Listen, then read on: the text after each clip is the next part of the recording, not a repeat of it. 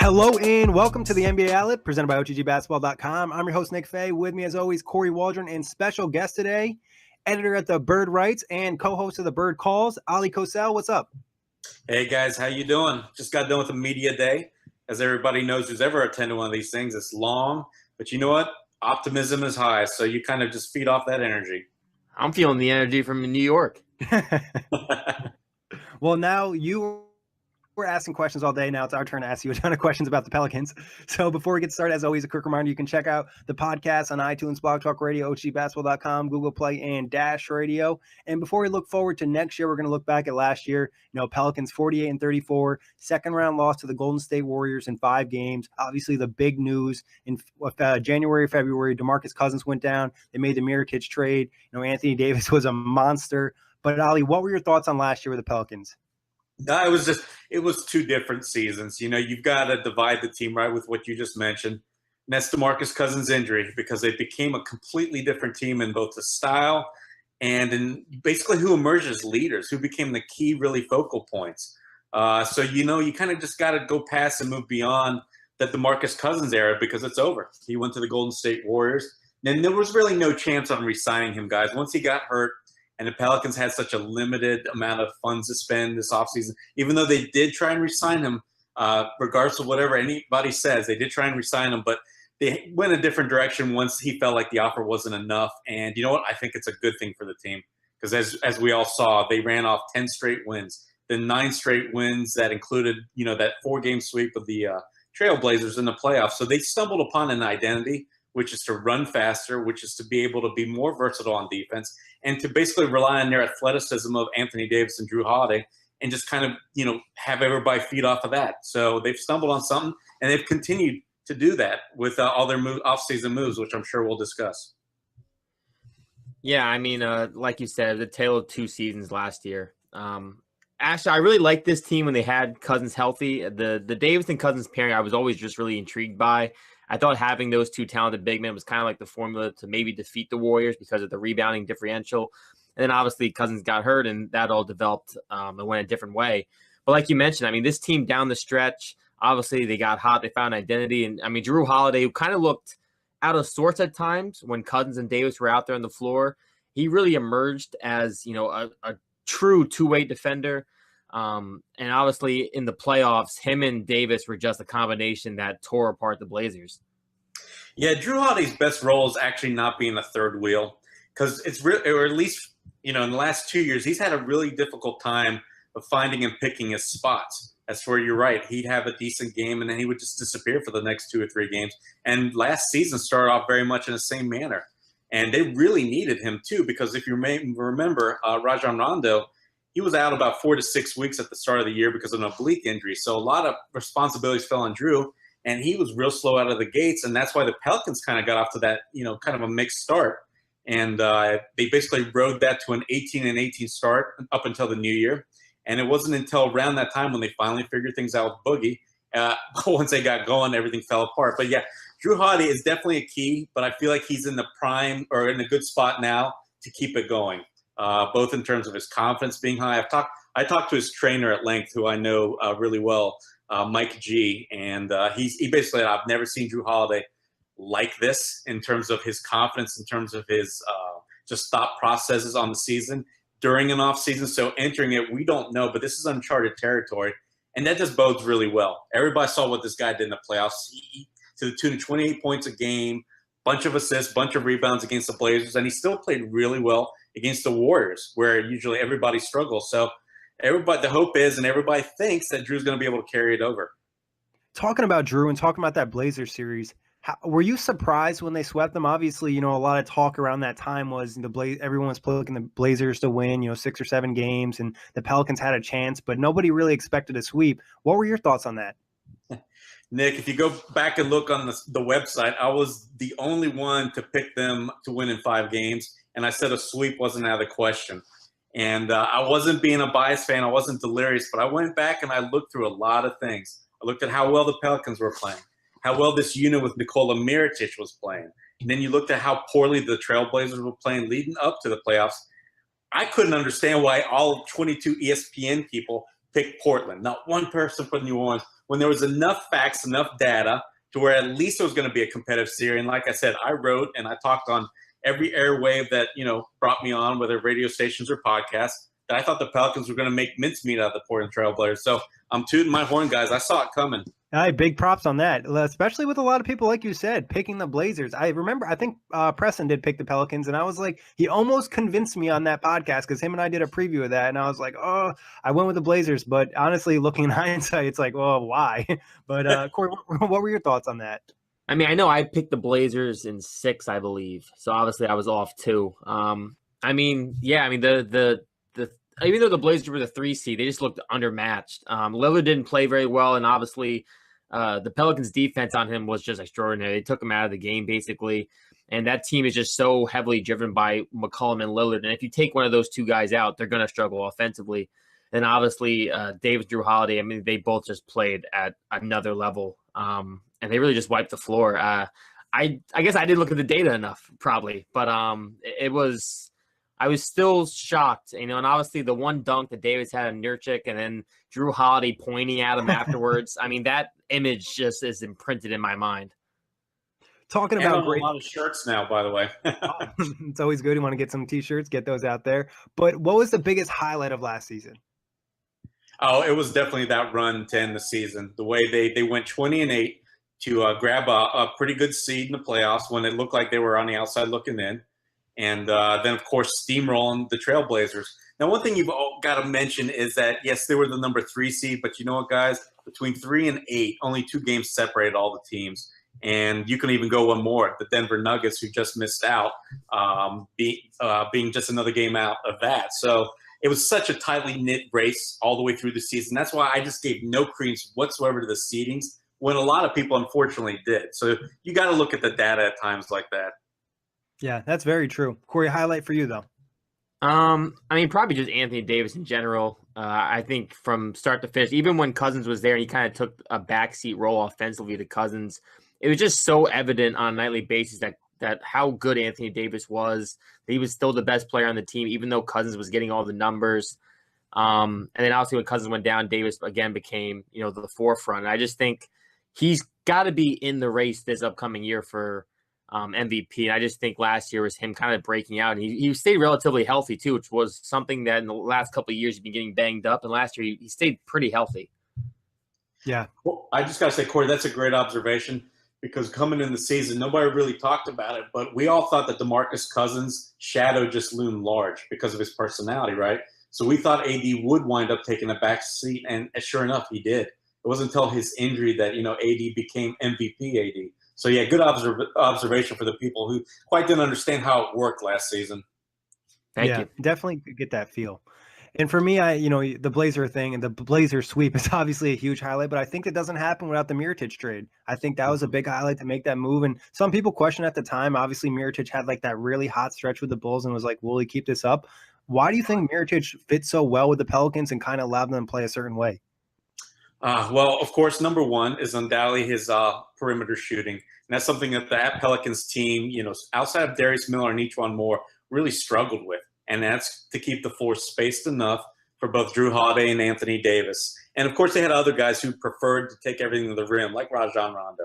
So when DeMarcus Cousins got hurt, it was kind of a blessing in disguise, actually, because they were able to land Nikola Mirotic, and he just fits the team better. And that's one thing you've got to also remember. It's not just that he's a good three-point shooter. He does so many other things well. That's where we've seen Ryan Anderson alongside Anthony Davis, and that experiment went nowhere. The reason Mirotic did is because this guy also defends at least 3 different positions. He was able to guard 5s last year, even some small forward, which everybody thinks he's going to do again this year, as well as rebound. He's such a versatile player, and he doesn't get recognized for any of those abilities, unfortunately. But I think people are coming around to that. He's just a really good ball player, guys. I mean, he was a EuroLeague MVP when he's back over there playing. So this guy's not, he's not mincemeat or anything. Yeah, he's not just a three-point shooter. He can do other things, and I think you definitely saw that with the Pelicans. On a negative note, what was the biggest disappointment of last season? Oh, well, it would be easy to say DeMarcus Cousins, but again, to me, since I'm calling a blessing in disguise, I'll go elsewhere. I'm going to say it's the fact that they had to play each one more out of position at small forward. And that was a weakness, night in, night out against the big, good teams that had the bigger forwards. Like, for instance, Minnesota Timberwolves. The Pelicans couldn't beat them to save their life because each one was matched up against Jimmy Butler or Andrew Wiggins, and then, of course, Drew Holiday had the other one. And while Drew Holiday's a great defender, they just consistently gave up size in that matchup. And then we saw, of course, having issues with the LeBron, Kevin Durant's, as we saw in the postseason. So it was each one more being forced to play small forward, and that was because Solomon Hill got injured. He ripped his hamstring last August, and so he pretty much missed the entire season. I mean, I know he came back, but he was just a shell of being a shell of himself because he's not the most pivotal player, guys. But again, you've got to understand he was going to be penciled in as a small forward, and the only thing the team really needed from him is just playing that good, solid defense, being able to guard, like I said, multiple positions. That's something that Pelicans really, really, really make a priority, and just add some playmaking and shooting.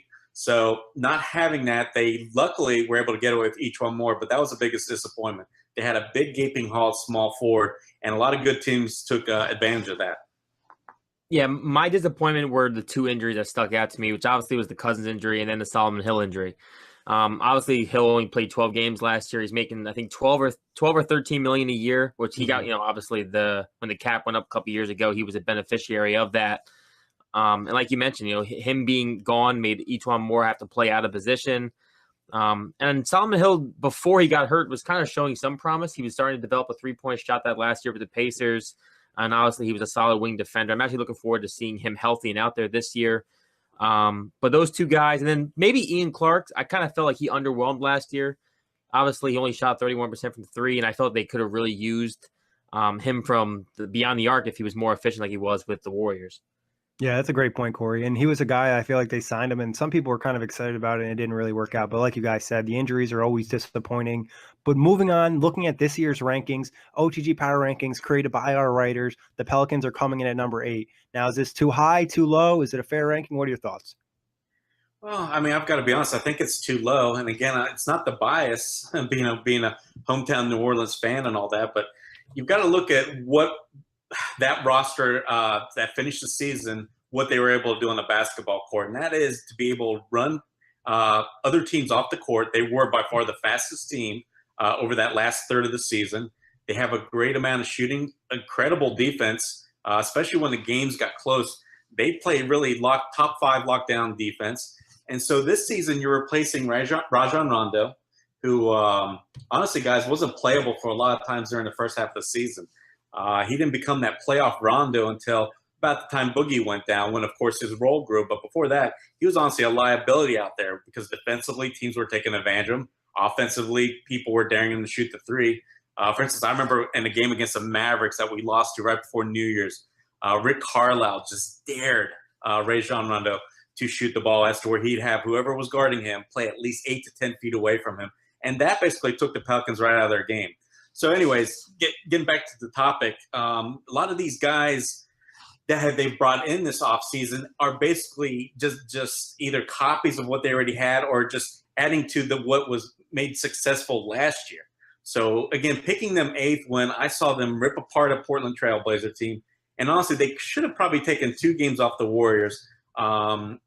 Picking them 8 is a little low in my book. I think they're just a more rounded, better team, and I guess they just have to prove it on paper, which, when you look at names like Cousins, like Rondo being or going elsewhere, that looks like a negative. But again, you've got to look at what they did, that body of work over that last third of the season, and what they added to that. And it's going to help guys. Julius Randle can play in a fast-paced offense, and he's versatile defensively. Same thing with Elfrid Payton. He was born to push the ball. So there's a lot of positive guys, and I think, number 8 is underselling it. What teams would you put under them? I'll read you off the top 8 real quick. Number 1, we got the Warriors, obviously. Number 2, Celtics. Number 3, Rockets. Number 4, Raptors. Number 5, Sixers. Number 6, Jazz. And number 7, Thunder. Which of those teams do you think they should be ahead of? Let me amend that. I thought we were just talking strictly the Western Conference. Oh, okay. Number 8 for the entire league. That's actually a good spot. Yeah, I have. Okay. I was going to say, I was like, Ollie, I thought our writers were a little friendly with the Pelicans. Yeah, you guys are. That's actually maybe a little high because I have them right around 8, 9, or 10. So sorry, I misheard that question. All good, all good. No, but I know I see a lot of people do put the Pelicans a lot lower. It wouldn't be crazy for you to think. I've heard people kind of mention them out of the playoffs, but I think when you have a player like AD, that's not really a possibility unless something were to happen injury-wise. But Kory, what are your thoughts of the number 8 ranking?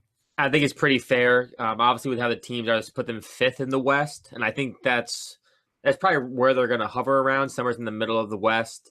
I'm interested, obviously, to see how Julius Randle fits in. I'm a big Randle guy. I like the fact that he can carry the ball up the court himself. He's a high-energy guy.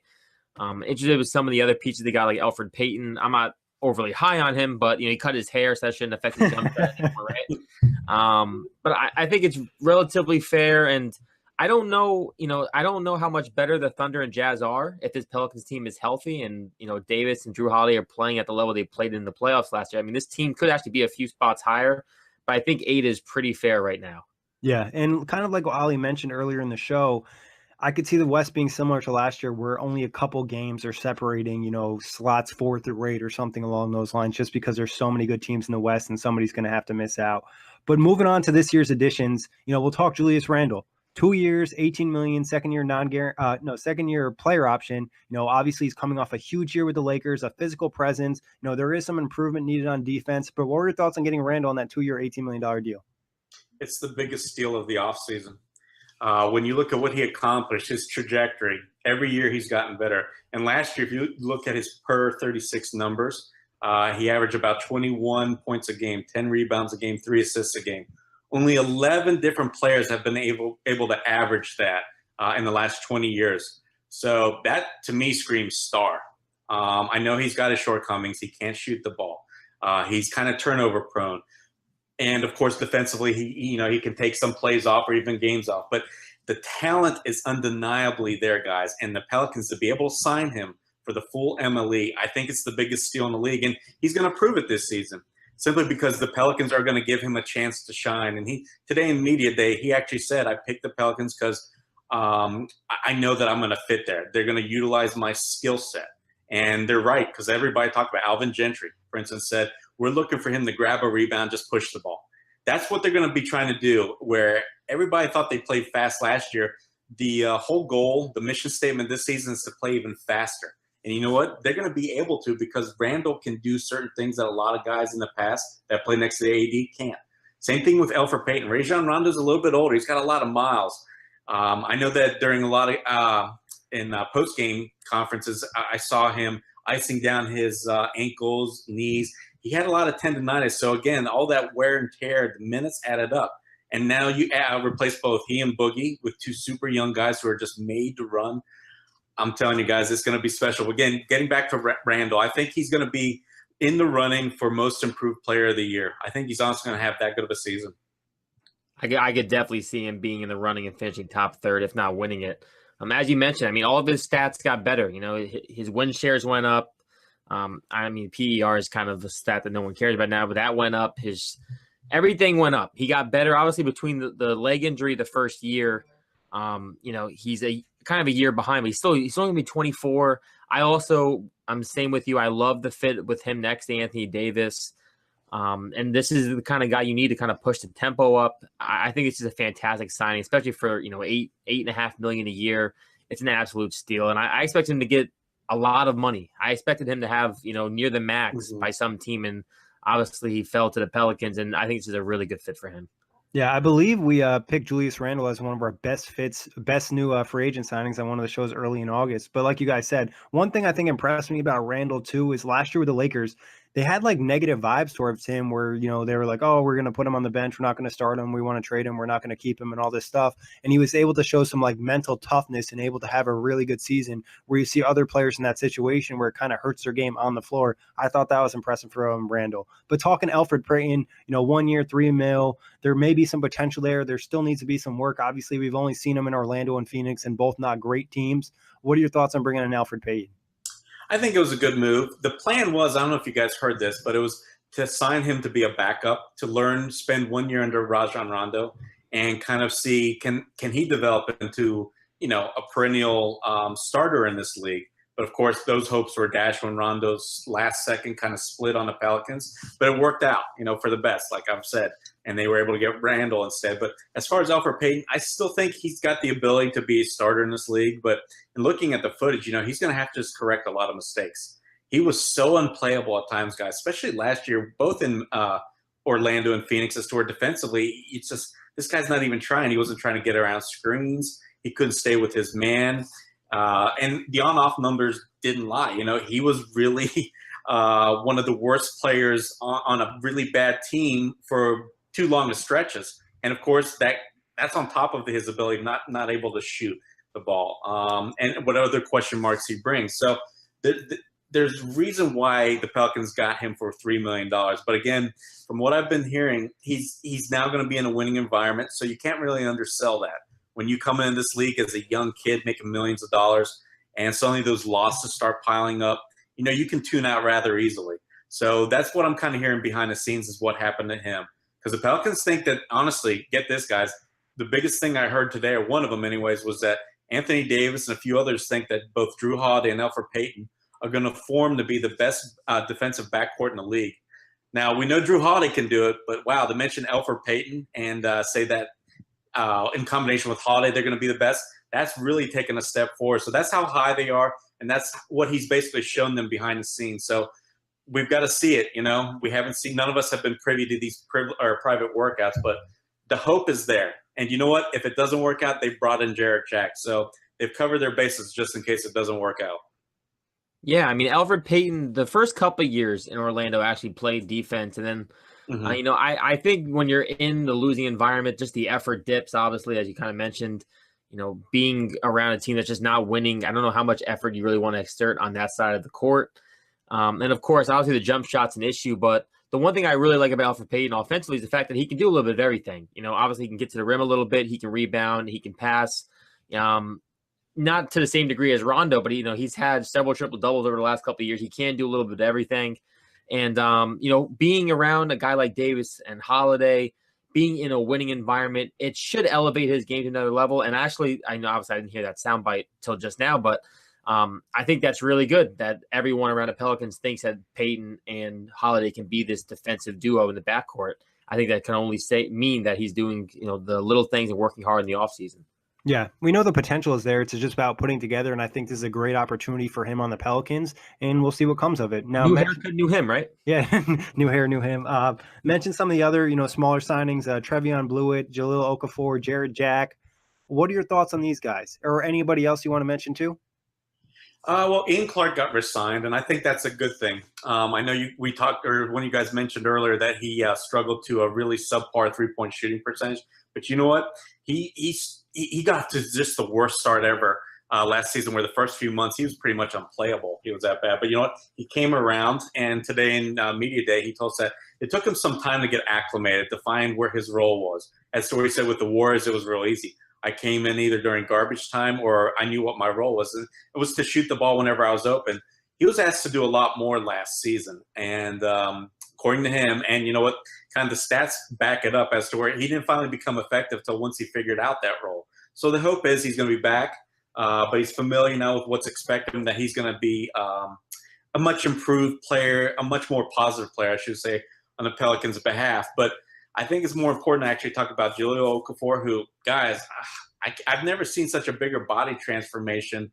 It kind of reminds me of what Julius Randle did a few years ago, where he goes in kind of a little bit out of shape, looking to this super chiseled guy, and then he put, his mouth where his body was, in essence, where he said all season, I'm getting the best shape, and he went on to have his best season yet with the Lakers, despite all the drama that happened there. People are thinking the same thing's going to happen with Jahlil. As to where, he got down in the dumps. And he talked about all these depression issues that he's had and playing for a losing ball club. And he said it really drove him crazy to where it bothered him and it affected him on a deep level. Now that he's out of it, he says, I can see it's like looking night and day. I feel like I can breathe again. He says any kind of issue, he's now getting some therapeutic help by, talking to a counselor or whoever. And, of course, that body. He says he went and did some kind of strict diet for about 7 months. He tried to be a vegan, but it didn't work out. But he's doing something else similar. and of course the working out. He dropped from about 270 pounds at the end of last season to 250, and he's moving really, really well. So I think he's going to make a nice little impact as to where all these additions, guys, the biggest thing is it's going to give depth. And when you're going to have a run and gun system, you need to have a deep team to withstand both the injury and just this incredible pace you're playing at. And so guys like Julius Randle or Payton are great, but you know what? So is Julio Okafor. So is, I think, Jarrett Jack. These are all veterans or have talent, and the Pelicans picked them up for next to nothing. So I think they're all going to be able to contribute. So even these smaller signings like Julio Okafor, like Jarrett Jack, and like re-signing Ian Clark, I think that's all going to be a positive for the Pelicans.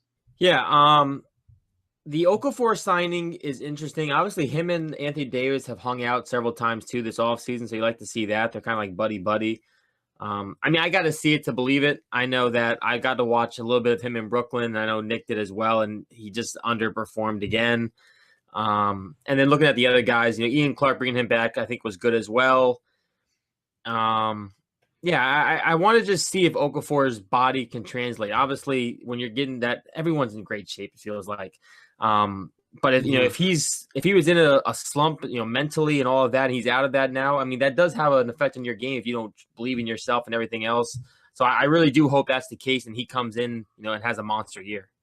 Yeah, and obviously, being a Brooklyn guy, I've watched every single Okafor minute last year, and I can say losing weight would be big for him because he was super slow last year. So if he's able to move a lot better, that'll help him. But I also think one important for him mentally, not in terms of like being in the dumps, but I think understanding his role. And like what I wanted him to do last year so much was just do the small things, rebound, set good screens, play defense. And he still thought that he was this, top 5 pick and he could kind of dominate a game. And he did have moments like that where he was great in the post, but that's just not where the NBA is at. So I'm looking for him to kind of adapt his role in terms of what the Pelicans need, and nothing but great things to say about Jarrett Jack. I feel like he's one of the most well-liked guys in the NBA, just a good veteran to have around. And like you guys said, Ian Clark I was pretty high in the signing when the Pelicans first got him. I'd like to see him kind of bounce back this year too.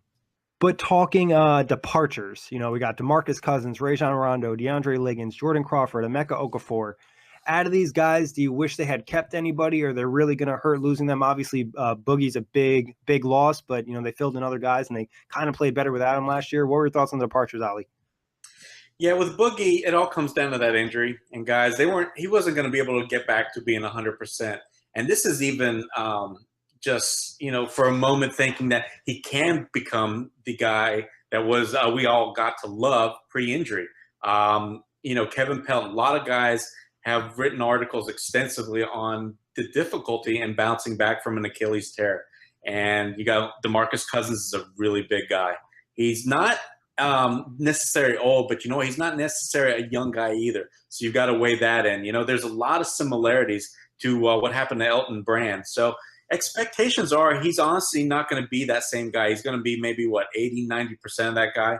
And he's still a really good ball player. I mean, he's got that skill set. He can dribble the ball. He can be a great playmaker. He can extend his range all the way out to the three-point line. So he's not going to be limited by that lack of athleticism. But the biggest thing for the Pelicans was they would have had to rely on a guy who was, if he would have gotten back on the court this coming season, how much would they have been able to rely on him? They need talent. Sure, Anthony Davis, all-NBA player. Same thing with Drew Holiday. He really came in his own. But you know what? For them to be able to justify spending that money on a guy who, honestly, the thought was, from what I heard in the locker rooms, wouldn't have been ready until at least the All-Star break. Could the Pelicans have survived and then made the playoffs? I don't think so. I think they would have, basically hooked their anchor to a guy that honestly would have held them down like an anchor, and therefore maybe they would have missed the playoffs. And, of course, all that AD trade talk is going to come back, And, of course, with DeMarcus Cousins, I mean, can you imagine all the backlash that would come back from paying this guy big sum of money just to keep him in New Orleans, and then he's not the same guy. So I honestly don't feel too bad about him leaving. But Rondo was the only one that I was kind of sad to leave because you know what? All the players expect him back. Front office expected him to come back. But the very last minute, he decided to take a slightly higher offer, and one the Pelicans couldn't match because the Lakers gave him a little bit more money than the full MLE. And so he jumped at the chance, which is surprising. I'm not quite sure still why he did it because Anthony Davis expected him back. Drew Holiday expected him back. But it all happened within about 5-10 minute span from what I'm told is where Rondo's agent gives the Pelicans front office a call and says, you guys have 5 or 10 minutes to decide on how much you can offer Rondo. Can you bring him back? And they basically just gave them just that 5-10 minute window. And of course they couldn't do it. So now he's a Laker. So it took everybody by surprise. And it's unfortunate because he was kind of responsible for being that engine, leading the Pelicans to that super high tempo, keeping everybody on the same page when things got a little rattled. And, of course, being that ultimate locker room voice, that defensive kind of safety, who's calling out all the plays. They're going to miss him on that front. But other than that, no, guys. Other than that, there's nobody else on the roster they're going to miss without a doubt, like they will Rondo. Yeah, I mean, I think you miss Cousins only if he is 100% healthy. Bringing him back and having him be an 80% form of himself, but then still thinking he is the DeMarcus Cousins of old would have just been an issue, I think, and problematic. If he's trying to be the man and he's 80%, and then Anthony Davis takes a backseat, I think that would have been obviously an issue. And like you said, he might not even be back till after the turn of the year and maybe even closer to the All-Star break, which wouldn't help this Pelicans team. I think you definitely miss Rondo, the playmaking, the IQ. As you mentioned in the playoffs, I mean, he was huge. I mean, playoff Rondo compared to regular season Rondo has really been it's a real thing. For whatever reason, obviously the regular season is long, so you can kind of pick your spots to go all in. But some of the sound bites from that first round series, just how smart he is, him calling out plays and calling out sets. I believe we talked about it earlier in the offseason, me and Nick, and I expected him to be back with the Pelicans. I didn't expect him to go to the Lakers. That was surprising. So I definitely think Rondo's probably the one guy you missed the most, especially bringing in Elfrid Payton. And as you mentioned, that the goal was kind of have Payton be mentored by Rondo for a year. So Rondo leaving is probably the one guy they missed the most. Yeah, and there was a lot of talk during the season, the postseason, about the relationship Rondo had with Gentry, and they just really got along. And like you guys were saying about the Cousins thing, it would have been a huge risk for the Pelicans. They don't know where he's going to be. A big man that size with an Achilles injury is never really a good sign. Then they could have locked up money, and I hate to say this, it could have caused a bad thing where maybe Anthony Davis wanted to leave down the road or something if all their money's locked up to Cousins and he's not even up to an all-star level or something along those lines. But getting into the prediction portion of the show, opening night starters, who you got? Of course, Anthony Davis and Drew Holiday. Elfrid Payton's a shoo-in at point guard. And then the last two are the toss-ups. And I think they're going to stick with each one more because they're going to need his shooting because Julius Randle's going to start at the 4. I think I'm in the minority on this because a lot of people are saying Mirotic is going to start, and then either Moore, or Hill, or somebody else can start at the 3. But I'm definitely going with Davis, Randle, Moore, Holiday, and Payton. Yeah, I'm going slightly different. I have Payton, Holiday, Hill, Randle, and Davis. I have Mirotic and Moore coming off the bench. I'm going to go with Ali because he nailed the sweep last year with the Blazers, so I'm just going to go the same way as him. So he knows what he's talking about. But no, I think that makes sense, and I think you bring in Randle, and you have the option to kind of play. I think Randle will probably maybe sub out soon and then bring in Mirotic. He'll still get his minutes with Davis and vice versa. And I think they just have a really nice combination to have with the bigs. Mirotic, Davis, and Randle. I think all of them kind of can work really well together. So I don't think it necessarily matters who starts. They're all going to see good minutes. One thing I got to mention real quick, guys, is another reason why I think Randle is going to start simply because that was kind of a wink-wink, handshake under the table type of deal at free agency. That's where the Pelicans were able to sign him at the full MLE money when, of course, he was worth so much more was because they wouldn't limit his ability to shine based on the court. And I think one of the stipulations that go along with that, of course, is being a starter. So I think you've kind of got to look at that situation too because it's not unheard of. I don't know if you guys know this or not, but Solomon Hill, when the Pelicans signed him a couple of years ago, they kind of promised him a starter's role too. This happens throughout the league for teams that are kind of trying to become good. They've either been bad or mediocre. That's the one way you can attract talents by kind of promising them stuff. So I think I wouldn't be surprised to learn if Randle got promised something similar. And that's why, you should expect for him to start. That would make sense, obviously, and to showcase his skills and being on a player option, wanting to get big money next year. You're going to get it more as a starter probably. But who's going to be your breakout starter for next year? The breakout? I think you almost have to go with Payton, I guess, then. If he can get his minutes and he shines, because we've seen, as you referenced earlier, he's able to put up kind of triple-double numbers. So if he can do that, and according to Julio Okafor, he said that Peyton's been making everything he's been shooting so far. I mean, we know it's workouts and stuff, but still, that's even kind of impressive because you don't want Peyton. Of course, he's not going to be that jump shooter. He's not going to be Ray Allen out there, but you want him to take those open threes when obviously teams are going to dare him to do so. And if he can make those, that's going to change everything. So I think I'm going to go with Peyton, even though I wouldn't bet on it. But out of all the starters, he's the one most likely to have kind of that breakout season. Unless, of course, you want to go with Randall, who kind of already did to me. But, of course, he's just simply going to get a few more minutes. So, therefore, the stats are going to look a little bit more impressive. But I think they're just going to get the same thing that we saw with the Lakers last year. But Peyton's the one I've got my eye on. Well, Dan, you make me feel bad for picking Randall now. No, please do. Please, somebody's got to pick Randall. Yeah, I'm going with Julius Randle. I just think, obviously, he started the back half of last year. Obviously, he's impressive. We all expect big things from him. I'm expecting him to raise, the points from 16 to somewhere probably to 18, 19, maybe even up to 20. The rebounding to go up. And if he developed any sort of three-point jump shot, I think he could be really lethal. But for me, I think it's got to be Randle in a bigger role.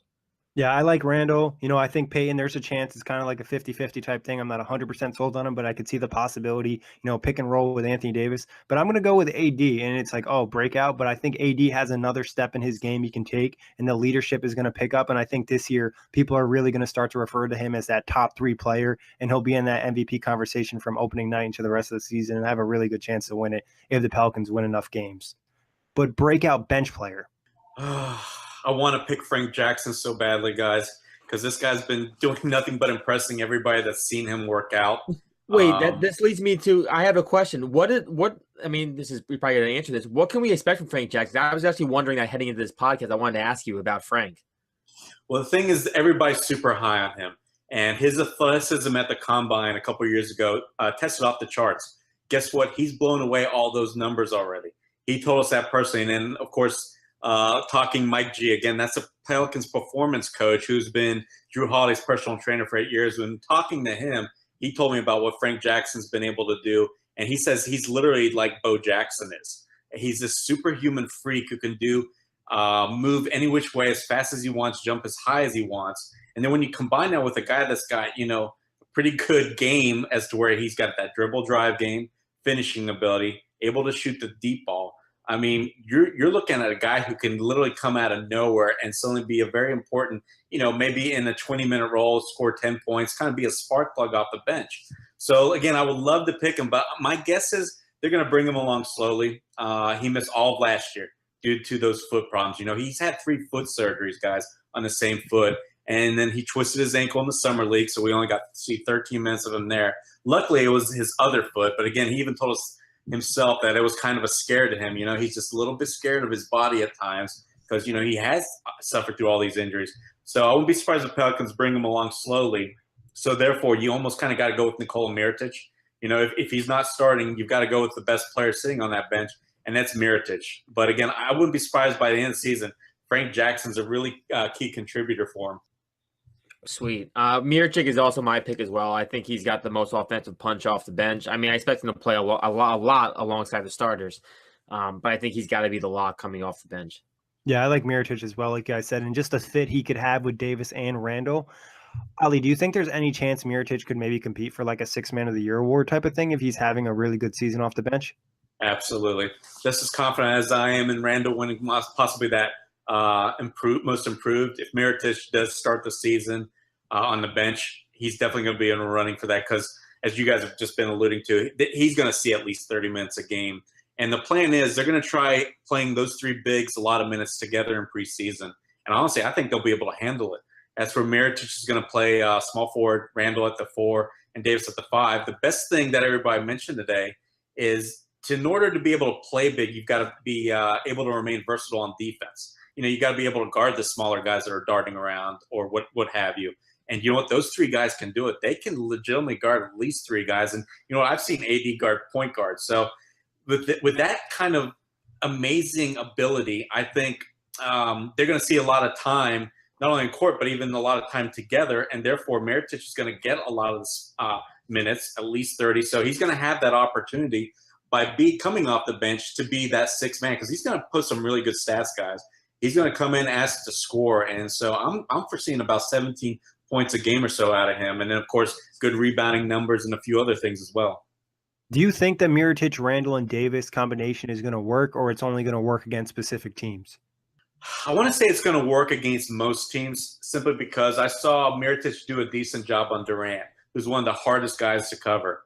Mirotic, a lot of times last season, actually guarded a lot of fives when he wasn't, of course, guarding fours. So I saw he could guard the fours and the fives, and then I saw in momentary instances he can guard some threes. So all it's going to be about is, can you guard down, can you chase guys through picks and chase them around on the perimeter? Now, when you're 6'10", you weigh 250, you don't really want to do that. It's hard to ask your body to do that. So that's really going to be the only big obstacle to him being able to achieve something like that, and for the team to be able to play those three guys together. But if they can do it enough, and you know what, this is what I'm thinking, honestly, Nick and Kory, is the fact that how the Warriors have their thing, playing small ball, and the league's been trying to do that. And, of course, the Pelicans last season tried to go just the opposite route with DeMarcus Cousins. I still think they can do it big by keeping AD out there, by keeping Randall out there, and, of course, and throwing Mirotic out there. You're still going to be forcing other teams to try and have to guard you as well. So when you're getting all these easy hoops at the rim, getting yourself to the free throw line, or shooting and making wide open threes, I mean, that's half the battle. As long as you're putting up points, who cares what's kind of happening defensively at times during games, but as long as the production's there. So the fact that I have so much belief in the offense of those three guys, I think they'll be a successful unit as where they'll see those minutes, yes. Now, I have a question, and it may be nothing, but I was just curious. Miricic's numbers did drop when he went from Chicago to the Pelicans. Was that just because of his role in the offense being reduced, or should I not look into those numbers at all? He was in a bad slump as to where he completely lost his confidence. He shaved the beard, right? What's that? He shaved the beard, right? And that helped him come back? Bingo. I was getting to that story. Yeah, he was struggling so much. I heard he had told us he was trying anything and everything, all sorts of superstitions even. And he told me that he's not even a superstitious guy. But anyways, he decided just for a new look. And guess what? The moment that beard came off, suddenly that three-point shot started going in. And it's been such a – it affected him so deeply that, you know what? He came into today's media day with a clean-shaven face. He had said at the end of last season that, you know what, I think I'll probably grow back the beard. But you know what, apparently he still remembers that slump so well, and he's so afraid of it that, yeah, he's going to stick with that shaven beard because it was night and day. As to where he did a lot of other things defensively, he could guard a lot of guys for, he'd get some rebounds. He just couldn't make shots. So, therefore, there was games where he'd just shoot it 6 to 8 times, maybe make one shot and have one of those meager, 4.8, 6 to 8 rebound type of games. But after that beard went off, he became like almost an all-star player. So, again, yeah, I think that it's once you get in your head too, guys, right? Yeah. It's more than just the numbers. It's just in your head where it's a confidence thing.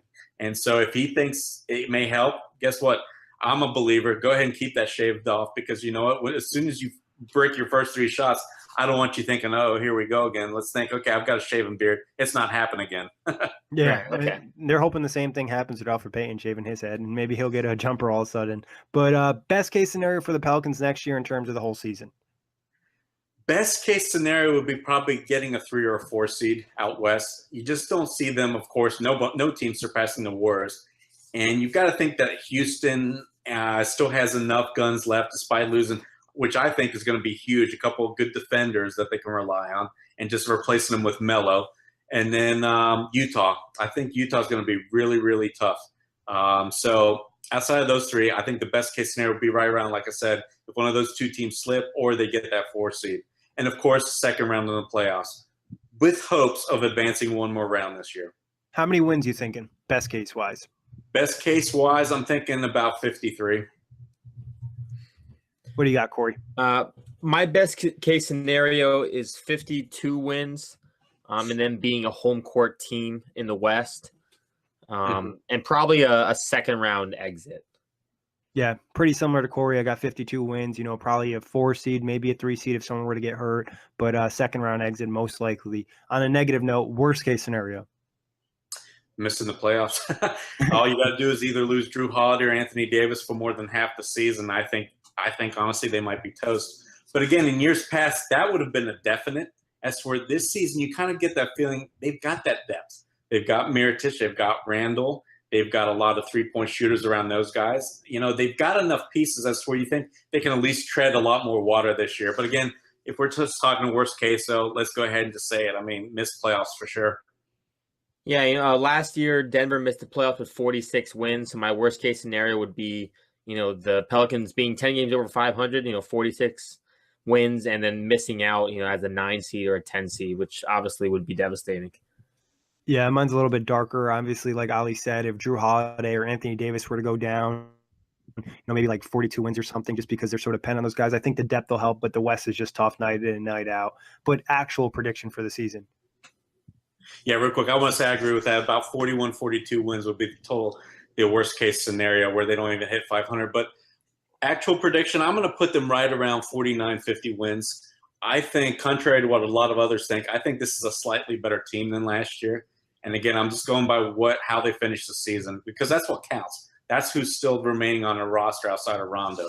So if they can get that leadership, if Anthony Davis and Drew Holiday can step up and make the right plays, get their teammates motivated, kind of know what's coming, kind of just do more than just play basketball, kind of what Rondo did for them, then they're going to be fine. And they're going to be more than fine because, like I said, there's more talent on that team now. So, yeah, about 49, 50 wins, realistically. Absolutely shocked. So the Vegas over-under for the Pelicans wins this upcoming year is 45.5, which just feels so low. I'm going over. I'm going to go with 49 wins, and they end up as a 5 or a 6 seed in the West. Yeah, I'm pretty close to you, Kory. 48 to 49 wins, 5 or 6 seed. Probably get past the first round depending on who that matchup is. But on to the most important question of the show, Ali. What emoji represents the Pelicans for you? A rabbit. or grab a rocket, but of course you can't rocket because that's but anything that goes fast, guys, anything that produces a lot of fireworks, that's your emoji. For me, it's the guy who's got like the magnifying glass on his one eye. He's just keeping a close eye on his Pelicans team. I think this is a team that's going to give a lot of team trouble in the West, especially because of having Anthony Davis. And I think Julius Randle's going to be a nice addition. So for me, it's the Sherlock Holmes emoji. I like that, the Sherlock Holmes emoji. Ali, you and I are kind of on the same page. I have the running emoji just because of the pace of the team. And like you mentioned, some of the other guys, you're going to even make them run more. But league pass-wise, where do the Pelicans sit 1 through 10? Oh, league pass-wise. I mean, when you're scoring a lot of points and you're doing it in such an exciting way, and you've got high flyers, you got a lot of attitude. I mean, you guys mentioned it, Drew Holiday, Point, and Nurkic might have been the one single biggest highlight of the playoffs last season. So, yeah, they're one of the most exciting teams to watch. So, league pass-wise, you got to think they're – I don't want to say top 5 team, but they're definitely a top 10 team. What do you got, Kory? My league pass rating for this is going to be an 8.5. I think anytime you have an MVP candidate on your team, especially coming off the playoff run they had last year, Holiday and Randle, I think this team is going to be really interesting. So for me, it's 8.5. I don't know if this is the first time we've had the same league pass rating, but I have second. This is the second time. I got 8.5 as well. I didn't mention it enough, but Anthony Davis is one of my favorite players in the league, and he's just a guy I feel like you just have to watch because he can have such a crazy game right out of nowhere. Next thing you know, it's a 40 and 20, and maybe he'll throw in 5 or 6 blocks and a couple assists in there too. So 8.5. But this is a hypothetical. What TV show would you watch over the Pelicans? Obviously, they're your favorite team. You cover them. This is more so a gun to your head, and you can kind of shout out your favorite show. Oh, what if I don't have a favorite show right now? I got bored with the Game of Thrones, believe it. I mean, I would have said Game of Thrones a while back, but I don't know. I don't really have a current favorite show, so this one's easy. I don't have one. Or you can swap out another New Orleans sports team or something like that. Oh, don't make me talk about the Saints. That's not fair. Hey, Drew Brees, everybody loves the Saints and Drew Brees and what they can do, and the fact he's still playing and he's such an icon in this city. Yeah, okay, I'll go with the Saints. Thanks for giving me an easy out. For me, I am going with The Office for this one. That's a good choice. Yeah, I mean, I've watched The Office like 7 times over at this point, so it's at this point like I'm pretty much not going to watch it over any team. But The Office is hilarious. So anytime I want to laugh, I can put that on, and guaranteed any episode I put on, I'm going to find a laugh. Yeah, maybe they come back for like a reunion show, and you got to skip a Pelicans game. I'm not a big fan of reunion shows, so I hope not. Oh, interesting. Yeah, The Office is though great because like you could just watch that out of nowhere and not even be any part of the season, just have a good laugh. Don't judge me. I'm gonna pick anime here, and I'm gonna go with Dragon Ball Super. So that's like my favorite anime show, but I'm sure no one really cares. But any last thoughts you guys want to get in about the Pelicans? Um, I just want to just nail the point that the Pelicans are such a deep team this year. I think that's what the both the head coach Alvin Gentry and the general manager Dell Demps talked about, and what they kind of tried to do this offseason. So it's basically they're trying to give themselves a chance to not only run at this fast pace where they're not going to have to rely on AD, Drew Holiday for 40-plus minutes a game. It's the fact that they'll also be able to withstand some injuries, which, you know, every team's going to have some bumps and bruises through the course of the year. So that's what I'm looking at. I'm looking at the depth of this team. And when you realize it's a lot of young legs, a lot of guys with something to prove, it bodes well for the Pelicans' chances. So, again, I just feel like too many of the national media are just sleeping on this team. And, of course, they've got to prove it and everything. But you know what? They proved a lot last season. So it's funny how they don't remember that, do they? People seem to forget things very quickly. Kory, any last thoughts from you? Anthony Davis will finish in the top 3 for MVP voting. Not sure if he'll win it yet. And I'm not he even. did that last year, though, right? So come on, get a little more bold. Well, yeah. I can't get bold because I think Antetokounmpo and LeBron are in the conversation too. It's like that race is going to be really fun though this year. I'll say that. Yes. I have one last question for you, Ali. Who do you think is going to make a bigger impact on the Pelicans this year, Darius Miller or Solomon Hill? I think I can easily say it's going to be Solomon Hill. He looks in phenomenal shape. He knows he had such a disappointing season where he basically sat around for most of the year. And as for Darius Miller, who's, you know, a great three-point shooter, he does very little other things well on the court. And, you know, he was even asked about it today. What did you work on in the offseason? And he just said everything. As for you were hoping he maybe would talk about defensively, because you know what? He was out of position a lot, and he caused a lot of bad foul shots to be taken by the other team. That's where he's found three-point shooters, you name it. So I think it's an easy one. I think even Darius Miller might even lose his rotation spot, and you know, to somebody like Solomon Hill. So I'm like, this one's easy, Solomon Hill. Gotcha. I was curious, actually, that was going to be my next question because I know Darius Miller last year shot so well from 3, but the question was, what else could he do on the floor? And I was hoping you were going to tell me that he worked on XXX thing, but I guess not. But that wraps it up. Ali, big thanks for having you on the show. Tell everyone where they can find you on Twitter, find all your work. Yeah, absolutely. Thanks, Nick, Kory. This was fun. Yeah, you can follow everything we do, guys, over at The Bird Rights. We're located at SB Nations Network. And, of course, you can listen to all of our podcasts too, and read our articles over at The Bird Rights. They're listed usually there's something fresh every day for you. And give us a follow on both Twitter, Facebook as well. All the same name, one word, The Bird Rights. And we're always, you know, keeping you entertained with something funny, something newsworthy, or just some good analysis. As always, Kory, pleasure talking hoops with you. You can check out all the previews on iTunes, Blog Talk Radio, OTGBasketball.com, Google Play, Dash Radio, and YouTube. Big thanks to everybody who's listening. Absolute pleasure, fellas.